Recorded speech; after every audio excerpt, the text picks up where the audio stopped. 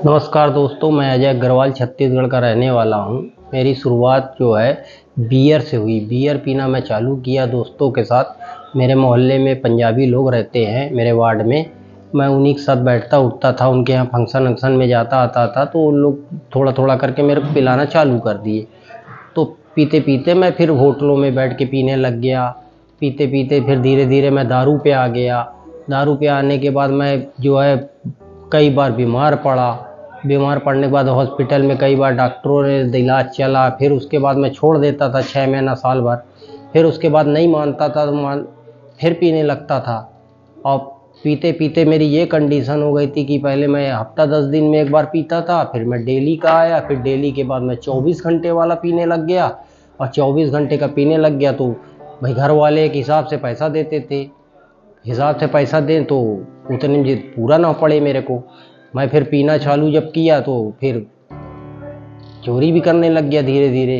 घर में मेरे को चैन थी, मेरी चैन बेच खाया। मोबाइल था, मोबाइल बेच देता था। भतीजे तक का मोबाइल मैं चुरा के बेच दिया। मतलब मेरी इतनी बुरी बुरी कंडीशन हो गई। फिर जो है मैं माना नहीं। उसके बाद भी मेरे को जो है मेरी माँ ने बोला कि अरे यार ये सुधरेगा नहीं, इसकी शादी कर दो। तो मेरी शादी भी हुई। शादी क्या, इलाहाबाद में मेरी शादी हुई, यूपी में। फिर वो लड़की बेचारी मेरे घर आई तो वो उसको भी मैं जो है झूठ पे झूठ बोलता रहा। उसकी सोने की चैन मैं उसकी बेच दिया। ऐसे करके मेरे को बहुत शर्मिंदा होना पड़ा। फिर उसके बाद जो है मैं उसके साथ जो है ससुराल भी 2 बार गया अपने। तो ससुराल में भी बड़ा शर्मिंदगी का सामना करना पड़ा कि ये इनको इतनी मोटी चैन लड़की को दिए थे, वो लड़की चैन नहीं पहन रही, कहाँ चली गई। तो ऐसे करके बहुत शर्मिंदगी भी हुई। फिर एक दिन ऐसा आया कि 6 महीने बाद वो लड़की बोल दी कि मैं आपके साथ नहीं रहूँगी। क्यों, आप दारू पीना छोड़ नहीं रहे हो? मैं रोज़ समझा रही हूँ। लेकिन मैं झूठ बोल बोल के उसके पास आता था कि मैं पान खाया हूँ, तम्बाकू का गुटखा खाया हूँ, लेकिन दारू नहीं पिया हूँ। ऐसे कर करके रोज़ मेरे साथ ऐसा होने लगा रहा। लेकिन मैं झूठ बोलते बोलते फिर एक दिन ऐसा आया कि मैं अपने फील्ड में कोल माइंस में जो है ठेकेदारी करता रहा। उस दौरान जो है मैं रात को 12 बजे करीब पी के काम करवा के और घर की ओर लौट रहा था। लौटते समय मेरा बहुत बुरा एक्सीडेंट हुआ। एक्सीडेंट के दौरान भी मेरी चलो जान बच गई, गाड़ी को टूट फूट हुई। उसके बाद भी मैं नहीं माना। उसके बाद भी मेरे जब घर आया तो फिर भी मेरी मिसेज ने बोला देखिए आज पी के आए हैं, उसके बाद गिर गुरा गए, पूरी चोट लग गई है। फिर भी मैं नहीं माना। फिर उसने बोला कि मैं आपके साथ नहीं रहूँगी। तो उसने तलाक कर लिया मेरे से। फिर वो अपने घर चली गई।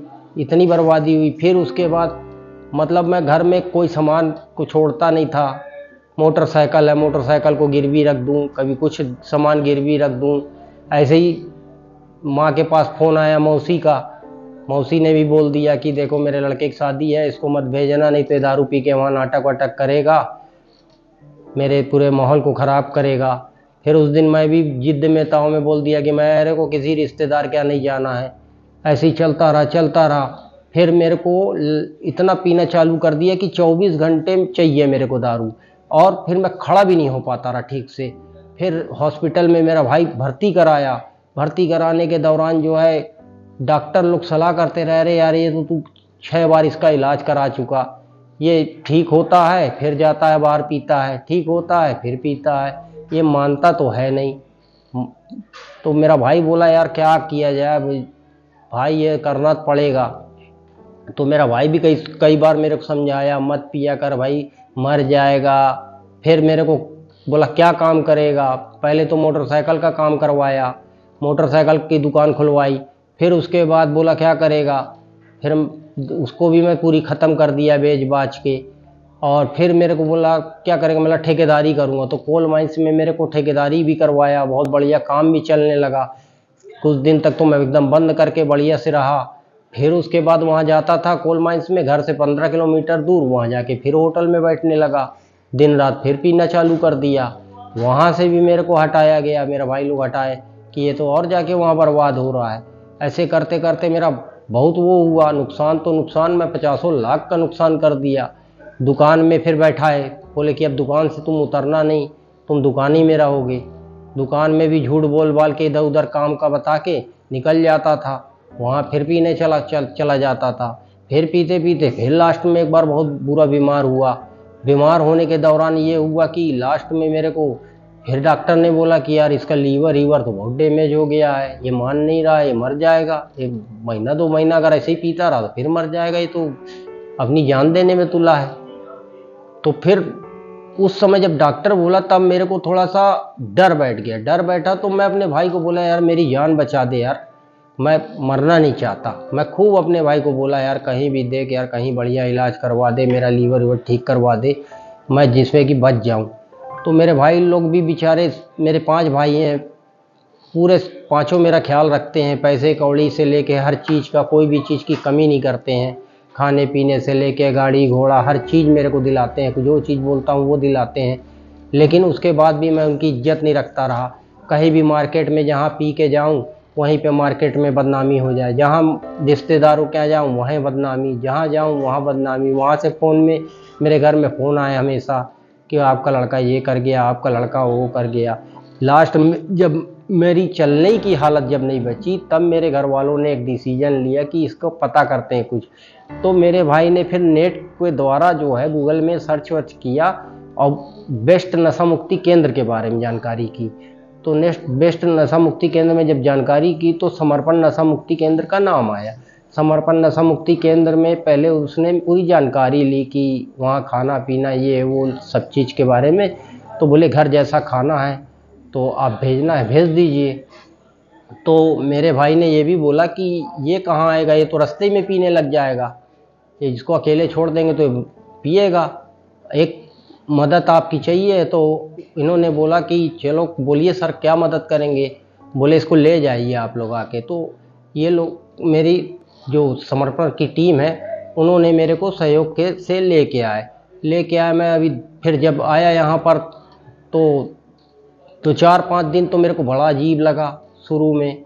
फिर 4-3 दिन ठीक रहा, फिर मेरे को थोड़ा घर वालों को भी बुरा लगने लगा। फिर मेरी जब डिटॉक्स की गोली चालू हुई तो गोली जब मैं खाना चालू किया तो मेरे को शरीर में धीरे धीरे मैं एकदम नॉर्मल हुआ। पहले 6-7 दिन 8 दिन 10 दिन तो खाता रहा, नॉर्मल हो गया।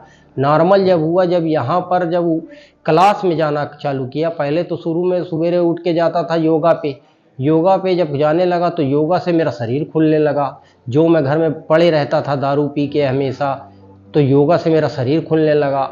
मेरा वज़न 50 किलो कुल था, आज मेरा 65 किलो है। धीरे धीरे योगा करके एक रोटी आधा रोटी मैं घर में खाता था दारू पी के। उसके बाद भी जो है फिर मैं यहाँ पर नाश्ता किया। नाश्ता करने के बाद जो है फिर ये क्या बोलते हैं सुंदरकांड में मैं पहले तो बैठता था, सुनता था, मेरी हिम्मतें नहीं थी उस समय, शरीर में ताकतें नहीं थी। फिर धीरे धीरे सुंदरकांड में बैठते बैठते मैं सुंदरकांड भी जपने लगा, सुंदरकांड पढ़ने लगा। फिर मेरा माइंड अच्छा वाश होने लगा। फिर यहाँ पर जो है क्लास होती है, क्लास यहाँ के सर लेते हैं, बहुत बढ़िया क्लास लेते हैं। वो तो पूरा माइंड वॉश कर देते हैं कि हमने रिकवरी में क्या क्या खोया और इसको रिकवर कैसे करेंगे। एक एक चीज़ यहाँ से निकलने के बाद आपको क्या करना है, क्या बिजनेस आपको अच्छा लगेगा, आपको क्या जीवन कैसे जीना है, घर में कैसे रहना है, सवेरे उठ के कैसे निकलना है। फिर क्लास के बाद जो है लंच करते हैं हम लोग। लंच तो ऐसा है कि जैसे घर में दाल रोटी खा लो वैसे यहाँ खाओ, दाल रोटी सब्जी, 1 नंबर का खाना है। फिर ऐसे करके फिर 1-1:30 बजे करीब रेस्ट हो जाता है, 1.5-2 घंटे का। वहाँ रेस्ट भी करता हूँ। रेस्ट करने के बाद जो है फिर शाम को शेयरिंग क्लास होता है। शेयरिंग में हम लोग जो है जितने भाई हैं सब एक दूसरे का दर्द बांटते हैं और एक दूसरे की सुनते हैं, कौन किस अपने घर में क्या क्या किया, क्या नुकसान किया, क्या फ़ायदा किया।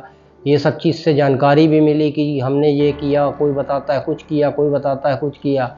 लेकिन इससे मेरे में बहुत परिवर्तन आया। आज मेरा 65 किलो वज़न हो गया, 15 किलो 3 महीने के अंदर मेरा 15 किलो वज़न बढ़ गया। धीरे धीरे मेरे को अच्छा लगने लगा। अब कम से कम मैं खड़े हो जाता हूँ, बढ़िया से उठ बैठ पाता हूँ। नहीं तो जब आया था तब तो मेरी कंडीशन बहुत बुरी थी, मतलब मैं एकदम दारू की तलमे में रहता था, ना मेरे को कोई होश रहता था। और ऐसे करते करते यहाँ पर जो है मेरा बहुत बढ़िया शरीर हुआ। शरीर होने के बाद स्वस्थ हो गया। माइंड वॉश जो मेरा हुआ बहुत बढ़िया हुआ। यहाँ के जो संचालक हैं वो बहुत बढ़िया हैं, एकदम एक एक चीज़ की देख रेख करते हैं। यहाँ के जो वॉलंटरी स्टाफ हैं वो भी बहुत देख रेख करते हैं। किसी पेशेंट को हम लोग को अकेला नहीं छोड़ते हैं, हमेशा बातचीत करते रहते हैं टाइम पास के लिए कि तुम्हारा मन लगा रहे यहाँ पर। और ऐसे ही मेरे को कोई चीज़ की कमी हो तो बोले आप बता दीजिएगा, आपको कुछ सामान चाहिए हो तो बता दीजिएगा। तो मेरे को हर चीज़ की यहाँ पर कोई चीज़ की कष्ट नहीं मिला, मेरे को यहाँ पर बहुत अच्छा लग रहा है। और मैं आप लोगों से यही बोलना चाहता हूँ कि मेरा जीवन बहुत अच्छा हो गया और मैं समर्पण नशा मुक्ति केंद्र के संचालक का और यहाँ के वॉलंटरी स्टाफ का धन्यवाद हूँ, शुक्रगुजार हूँ कि यहाँ से मैं जब भी जाऊँ बहुत अच्छा होके जाऊँ। धन्यवाद।